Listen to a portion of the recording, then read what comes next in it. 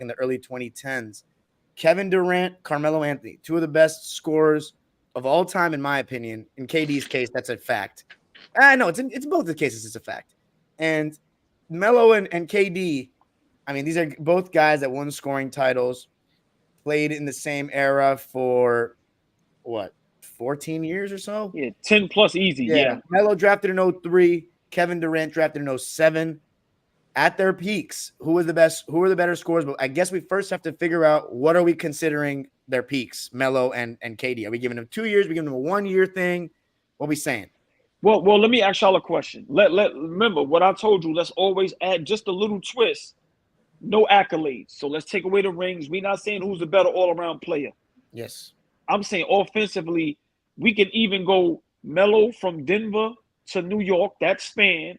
And, of course, we can count OKC and Golden State.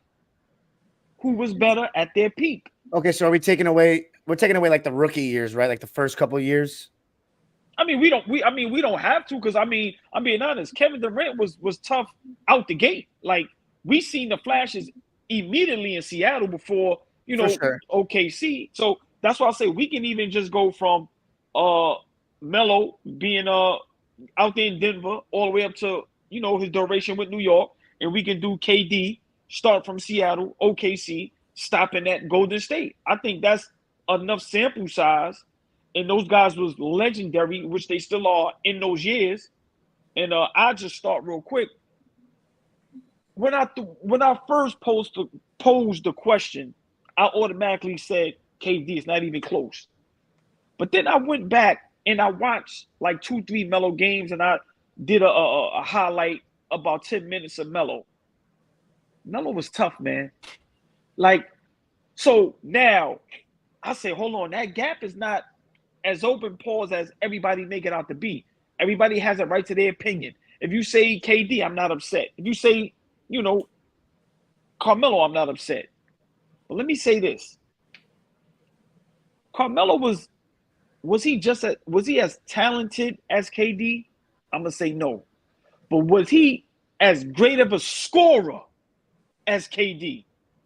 I say yes. He can knock down a three. He can give you the mid-range. He can give you one or two, that jab step, pull up. And this is, to me, where he separates himself a little bit from KD. Post up, bully ball. He knocks down the free throws. So like I said, I think this is an argument that a lot of people don't have, because automatically they say KD. If I do pick KD, it's very slight. But I think Melo is up there with him, man. I really do. I think Melo is up there with him as offensively one of the best to ever do it. And I give a lot of criticism to Melo. But the last couple of days when I watched and I looked, Melo was tough, man. And I think he was just as good as KD offensively. Because the things people say KD can do that Melo can't do is vice versa. Melo could do some things KD can't do. So KD may be better at the three. He may be better at the bag as far as with the handle. But then now we got Melo with the mid-range, that jab step, and also going down on the block. So to me, it's what you like. But I might slightly take Melo. And I'm gonna tell y'all one, then y'all can go. Because them Golden State years, look what KD had to where you couldn't double team him because he had two of the best shooters in the world. Melo never had that. What if Melo had a player or two for a 4-5 year span where you had to guard him one-on-one? That's what Nick Pillow's asking. It's funny he asked that exact question. And you said, y'all think Melo could have played with multiple All-Stars like KD did and succeeded? Well, I'm going to say this. He did it with the USA team. But I'm going to leave my argument at that because I don't want to stay all day. I want everybody else to give their opinion. But I'm going to just reiterate it and repeat it before I'll let one of y'all go. If Melo had in New York maybe another solid all-star or respectable player in their prime where you couldn't double team Melo, I think it'd be a very different discussion. So that's just my take on the Melo and KD thing. That's fair. Fabian, I know you probably have a strong take on this. I mean, that's a biggest sample size that AllBall said. I mean, from his rookie year all the way to Golden State, same with Melo, all the way to New York. I think it's Kevin Durant. There's a gap. Like I'm looking at their points per game, like how efficient Kevin Durant is. I mean, it's 27 points per game versus 22.5. But are we wait, time out though, time out. If we're doing this the right way, Carmelo Anthony, are we counting his years with Portland, with the Lakers? That's going to hurt his averages there. Right, exactly. That's why I say we can't do that. I think KD took off his third year. Like, that was the year where we're like, okay, like, this guy's one of the best players in the world now. Like, he averaged 30 points his third season. I say we take it from year 3. No, from Denver until when? Okay. Until what? New York is until the Knicks. Year, New York. Okay, 2017. Yes. 14 years is a big sample size. All right, but he's 32 his last year in New York City. So you want to do it up until then? We should probably narrow it down, AllBall. I think that prime. I don't think his last seasons in New York he was at all a prime Melo. But 2014 was his last one. That was that's fair. But to me, at 32 years old, Kevin Durant still averaging 27 a game. He's still shooting 53% from the field. He's shooting 45% from 3. No, but now you're making it a longevity. But now you're making it a longevity conversation. Right? No, actually, I'm making it a conversation about talent. Like, Kevin Durant's talent is a different level than Carmelo Anthony, and I think every year Kevin Durant got better. I don't think Carmelo got better. I don't think Carmelo Anthony got better every year. I think he was a similar type of player from when he got in the league. Matter of fact, in my opinion, his handle got worse, his footwork got worse by the time he got to the Knicks. I didn't see the way everybody was talking about. Like, the fact that Paul Pierce in the same conversation with Melo, and I would take Paul Pierce over Melo. I'm not taking Paul Pierce over Kevin Durant. But we're not talking players. We're just talking scores. So I'm trying to. When you ask me that question, I'm trying to get what am I thinking about? When we say, yo, who would you rather have, Kevin Durant or Larry Bird? Okay, I'm taking Kevin Durant, but who would you rather have, Carmelo or Larry Bird? That's not close. That's all talent-wise and mentality. Kevin Durant to me he's scoring better than Carmelo Anthony, in my opinion. He can pull the trigger faster. What we don't talk about is once you have a turnover, it's over. In transition, that's not close.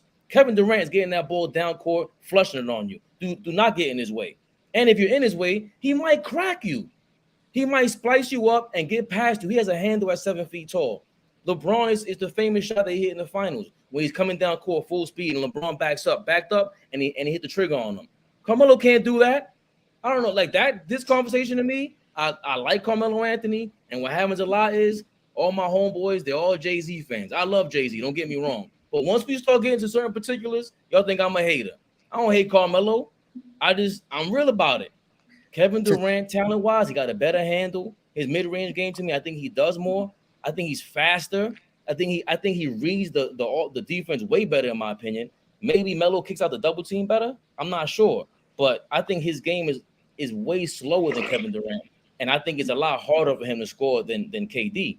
I don't think that's, especially with scoring, I don't think that's really, I think there's a gap between them. Okay. I mean, I'm going to disagree with the fact that you said Melo didn't get better. I think when he came back from Beijing, he was a different player, like mentally. That's the year before Beijing. He had people. I rewatched this last year. It's the only way I can say this with confidence. I rewatched the series last year, Iverson and Melo against the Lakers. And okay, the Lakers were favored. But there's no way that Denver team should have gotten swept. There's no way Melo and Iverson can't get one game. They got blown off the floor. And the reason why, mainly, is because Melo didn't have one good game. Look at the stats. And they back up the eye test. Radmanovich was guarding him primarily, and they had good help defense. But still, Radmanovich did a much better job on Melo than against Pierce. So I was shocked. Like, he wasn't bullying, and Barkley was, like, getting on him so, and rightfully so. But that 2009 season, and I didn't really like Melo that much because of LeBron comparisons, the Wade comparisons. But in that 2009 season, when we saw in the playoffs, Melo hitting game winners against Dallas, smacking New Orleans, and then he was guarding Kobe and going at him in those first 2 games. That was a different player after that. I had to respect him at that point. So, I mean, he did get better those 2 years. And in 2013, okay, here's my Melo prime to me. It's after Beijing Olympics, so 08-09 season, all the way to the 2013 season that you guys went to the second round. That 5-year stretch, yeah, those first 2 years in New York weren't that smooth with insanity and all that shit. But 2013 Melo and 2009, starting from there, I think that's a better comparison than you're making it to be. Let me jump in on this because I don't like the disrespect that Fabian gives Melo at any point in time. But I will say, like, the fan in me says that I love Melo, right? I want to go with Melo. But just watching the game and us knowing the game of basketball, Kevin Durant is probably the most efficient scorer we've ever seen on the basketball court. Go get 30 on 12 shots, right? Everybody doesn't have the ability to go get 30 on under 15 shots. Everybody just doesn't have the ability to do that. I was saying this earlier. He never sees a defender in front of him when he's pulling up for a jump shot, when he's rising up. He never sees it. He never sees it. And that's because he's 6'11", 7 feet with a 7'6" wingspan. So those attributes, right? Those attributes about him just gives him a one-up over Melo. Can Melo score in the mid-range? I watched Melo give the LeBron Miami Heat 50 on nothing but jumpers. Nothing around the rim, just nothing but mid-range. 50 to that team, right? So I'm not going to discredit Melo, but I absolutely think that Kevin Durant's just scoring ability, just the ability to put the ball in the basket, I think is for me, it's like head and shoulders better than, you know, what Melo was able to do at the peak of his career. Melo's peak is still falls short of what KD's peak is. That's how I look at it. What's KD? Yeah, go ahead, AllBall. Can I ask y'all a question? You don't have to agree, but I just thought of it. Should this factor in a little bit? I don't know if it's on purpose, but KD, since he's left OKC, has teamed up with guys where you have to guard him one-on-one. Does that factor in a little bit? I mean, I think if it doesn't, I'm okay with that. Let's take away Golden State then. I think we should go back to OKC KD versus Melo. But even now with Brooklyn and now with Phoenix, you still was with two other players to where you can't double team KD in Brooklyn and leave open Harden and Kyrie. You can't double team him in Phoenix and leave open Devin Booker and Bradley Beal. Now, I don't fault him for that. That's smart to want to go play somewhere where to make your game flourish and be easier. That's a whole other conversation, but I'm just saying his efficiency, and as great as he is, does that factor in a little bit, or does it matter at all? Of course it matters. You know, I think it matters, but I don't think that you can fully associate him shooting high percentages and being such an efficient scorer to the fact that he didn't get double. He's seen double teams. He knows how to play through double teams. I think he's seen it before. It's not something that wasn't happening in his career. He was getting doubled in OKC. Right. Russ wasn't a reliable shooter ever in his career. You could never rely on Russ to hit an open shot. So yeah, at times they were doubling off of him, and expecting Russ to score. That game that Russell Westbrook had 40 in the NBA Finals. If you go back and look at that game, Miami was changing up their schemes a little bit on how they were defending Kevin Durant. If y'all remember, that series started, OKC won game one. They won game one, and Miami had to take a look like, how do we defend this dude? We have we got to figure this out, right? Yes. Kobe Bryant, God rest his soul, only dude I ever heard say, yo, I figured, like you said, AllBall, if I shade Steph on the left-hand side, he doesn't like somebody on the end. He shot a brick. Kobe Bryant said, yo, that is the one guy that I retired. Agreed. And I could not figure out. I left the game and could not figure out how to stop Kevin Durant. He also said Melo was his toughest guard in the league. Fabian. Paul George said he's never played anyone that's as tough to guard as 2013 Melo. He said he was so physical. That seems to be a theme with a bunch of NBA players, that Melo is the tougher guard out of anybody. Right. He's just a brick.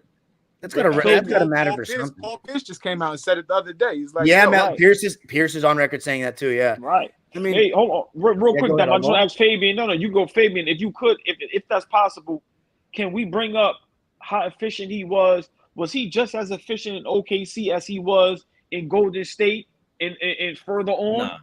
Nah, before even looking at him, there's no way. He's not, but he was still more efficient than Melo. No, I'm not. No, I agree. No, he's more efficient than Melo to himself. But I'm just saying, when we remember, the whole thing with him is how efficient he is, which I agree. His efficiency is crazy. But I'm just saying, in OKC, it wasn't as efficient. Why? Because you could double team him because, like I said, you can leave Westbrook wide open because he's not a knockdown shooter like that. I'm saying that helps Kevin Durant's case when you team up with Curry and Clay, you team up with Kyrie and Harden, or just Kyrie, and you team up with Booker, CP3, now booking Bradley Beal. I have no problem with that. How many but that helps his times case. did he shoot over 50%? That shit's crazy. I'm not gonna lie. This shit is insane. That shit's Yeah, crazy. Yeah, I think KD's the better. I think KD's the better scorer, but I thought it was a little closer than Fabian was making it out to be. I also think though, Fish, not gonna lie, this is not a bad point. What he made to combat me. He said Melo mental was different after the Olympics, but his bag was the same. Honestly, that could be true. I'm big on the mental game though, as everyone knows. But I will say this: in 2013, the 2013 version of Melo that was the best Knicks player and one of the best in the world. To me, he had to have improved skill-wise from like 2008 when he was getting Redmonovich. Please put Redmonovich on him in 2013, please. What happened was, I don't know if y'all remember, but when Melo came to the Knicks, he was still approaching it like he was in Denver, holding the ball, massaging that shit, pause, like, you know what I'm saying, pounding the rock, all that type of shit, right? He wasn't getting it and going. In 2013, he made some of the quickest decisions with the basketball. That put him in a lot of better positions to score easier and to make plays for everybody else. He wasn't getting the ball, holding it, waiting until 7 seconds left into the shot clock, and now trying to find somebody or trying to put up a shot over a defender. He was getting a rock, making a move in 2 or 3 seconds, whether that's passing it or whether that's getting to a bucket. That's what the big difference was in that 2013 season. He led the league in scoring that year, right? Yes. I think so.